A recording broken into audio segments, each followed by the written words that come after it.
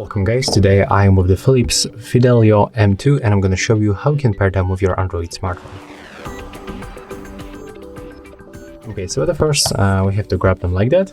I'm gonna rotate and we have to use this this side with these buttons right here, and take a look on these two indicators. We have to at the first click and hold them.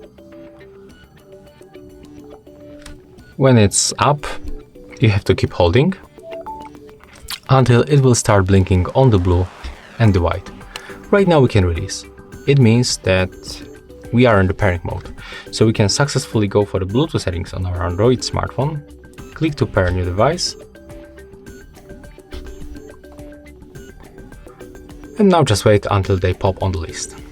You can just select them and accept the pairing request. It will appear after a few seconds.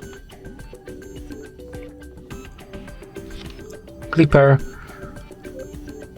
And as you can see, after a few moments we are successfully connected. Just take a look. As you can see, it's switched. It's still connecting, but after a few moments will be successfully connected. As you can see, that's how it works. And right now when you click on this button, this indicator will light up like that,